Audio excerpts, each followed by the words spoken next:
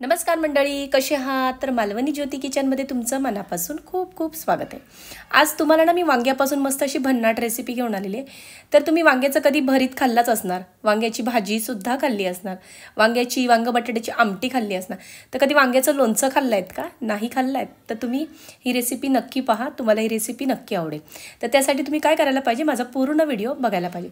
आणि जर तुम्ही माझ्या चॅनलवर जर नवीन आला असाल तर सबस्क्राईब करायला जरासुद्धा विसरू नका, चॅनलला लाईक करायला पण विसरू नका आणि ह्या चॅनलला शेअर करायला पण जरासुद्धा विसरू नका. तर चला आपण रेसिपीला सुरुवात करूया.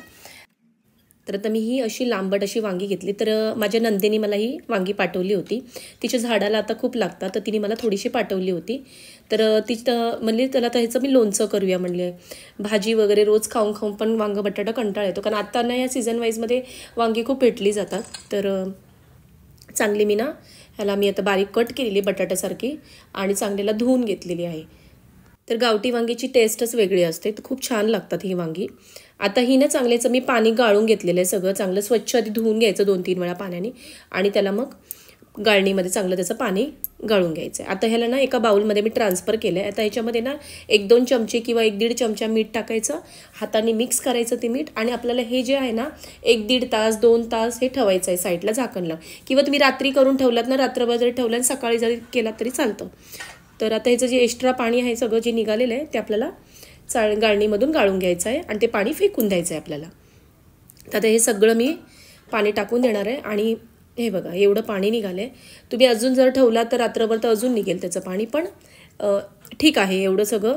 आता एक मी ताट घेतलं आहे मोठं आणि ह्याला ना चांगलं आता उन्हामध्ये आपल्याला सुकवायचं आहे. तर हे चांगलं ना असं पसरून घ्यायचं आहे, किंवा तुम्ही असं प्लास्टिकच्या ह्याच्यावर पण टाकू शकता आणि चांगलं उन्हात सुकवायचं. तर हे मी ना उन्हामध्ये 2-2.5 तास चांगलं मी सुकवणार आहे.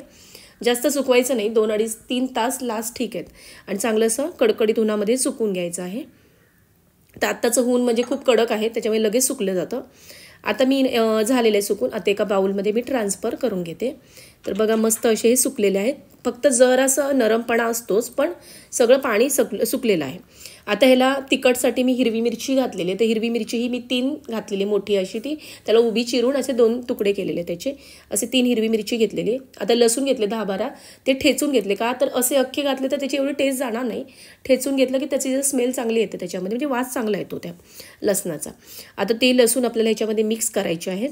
तर बघा आता ह्याच्यामध्ये घालायचा आहे मसाला. तर मसाला आता मी हिरवी मिरची घातलेली आहे, तर तिखट आहेच, तर मला फक्त कलरसाठी म्हणून मी बेडकी मिरची मसाला घालणार आहे.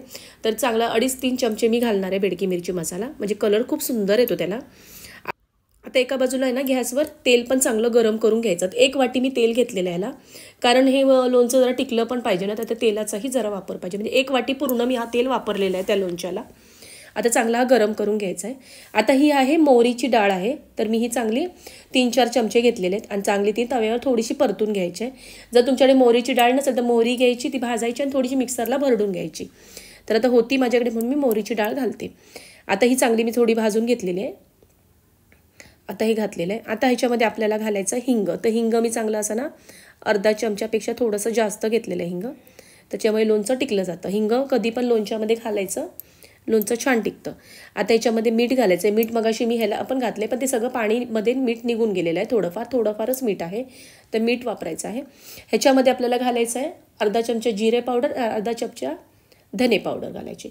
जर तुम्हाला पाहिजे तर तुम्ही धना आणि जिरा पावडर तव्यावर परतून मिक्सरला भरडू शकतात, त्याच्यामध्ये थोडीशी मेथीची दाणे घालू शकतात. असं करून तुम्ही घरात पण हा मसाला तयार करू शकता. आता हे सगळं मिक्स करायचं आहे आपल्याला. आता आपण ह्याच्यात घालायचं आहे लिंबाचा रस घालायचा आहे. तर लिंबाचा रस मी आता घालून घेते. तर मी असे एक पूर्ण अख्खा घेतला आहे लिंबू आणि एक अर्धा, म्हणजे असं 1.5 लागलेला आहे लिंबाचा रस पूर्ण. तुम्हाला पाहिजे 2 पूर्ण अख्खे लिंबू पण घालू शकता, त्याच्यामध्ये लिंबाचा रस घालू शकता. आता हे लिंबाचा रस घालून झालं की व्यवस्थित आपल्याला एकदा ढवळून घ्यायचं हे लोणचं. तर चांगलं हे मिक्स झालं पाहिजे याच्यामध्ये. आता हे व्यवस्थित आपल्याला सगळं ना मिक्स करून घ्यायचं आहे. आता मी एका बाजूला तेल होतं, तुम्ही चांगला आधी थंड करून घेतलेलं आहे बऱ्यापैकी. आता तेल थंड झाल्यानंतर आपल्याला ह्याच्यामध्ये तेल घालून घ्यायचं. तेल पूर्ण वाटीभर मी घातलेला आहे तो. तर आता ह्याच्यामध्ये थोडं थोडं करून आपल्याला तेल घालायचं आहे. तर तेल असं म्हणजे जरासं कोमट आहे, जास्त पण गरम नाही आणि जास्तही थंड नाही, कोमट आहे. आता हा व्यवस्थित आपल्याला घालून घ्यायचा, सगळं असं मिक्स करून घ्यायचं आहे. बघा कलर आत्ताच सुंदर आले. जर मीठ वगैरे जर कमी असेल तर तुम्ही याच्यात ॲड करू शकता. आता हा सगळा तेल मी घालून घेते याच्यामध्ये. जर तेल थोडासा उरला तर आपण ज्या बाटलीमध्ये भरणार त्या बाटलीत वरून पण थोडासा तेल घालायचं, म्हणजे लोणचं खराब होत नाही. तर लोणच्याचं वर थोडं तेल पाहिजेच आपल्या, तर लोणचं छान टिकलं पण जातं. आता ही माझ्याकडे जामची बाटली होती, तर मी त्या जामच्या बाटलीमध्ये चांगली स्वच्छ धुवून घेतली आणि उन्हामध्ये चांगली जरा सुकवून घेतलेली. आता हे याच्यात भरून घ्यायचं आहे लोणचं आणि चांगलं ना ह्याला होऊन द्यायचं आहे. लक्षात ठेवा. आता हे लोणचं झाल्यानंतर लगेच हे बॉटलचं झाकण लावायचं आणि आपल्याला हे 3 दिवस कंटिन्यू ना 3 किंवा 4 दिवस ना चांगलं ह्याला होऊन द्यायचं आहे. तर झाकण लावूनच करायचं आहे कारण आपण उन्हात ठेवलं तर झाकण उघडं ठेवायचं असं काही नाही. झाकण लावूनच 3-4 दिवस आपल्याला चांगलं होऊन द्यायचं आहे त्याला. मस्त त्याच्यामुळे लोणचं चांगलं जास्त दिवस टिकलं जातं. आता हे लोणच्याला बघा कलरसुद्धा अप्रतिम आलेला आहे आणि मुलांनासुद्धा कळणार नाही की हे वांग्याचं लोणचं आहे. खूप छान लागतं, टेस्टी लोणचं आहे. तर नक्की हे द्या मुलांच्या टिफिनसाठी वगैरे. घरात जर भाजी वगैरे जर नसली तर तुम्ही हे लोणचं खाऊ शकता. पण महिनाभर असं टिकू शकतं. पण महिनाभर हे उरणारच नाही लोणचं, कारण आपण थोड्या थोड्या क्वांटिटीमध्ये करायचं. आणि जर घरामध्ये ऊन जर वगैरे नसले तर तुम्ही घरामध्ये पण थोडे पंख्याखाली जरी हे केलात ना तरी हे थोडंसं जर पाणी सुकलं पाहिजे, बाकी काही नाही. म्हणजे रेग्युलर तुम्ही करू शकता कधी पण. आज जर तुम्हाला हे करून ठेवायचं असेल तर तुम्ही महिनाभराचं करून ठेवून द्या.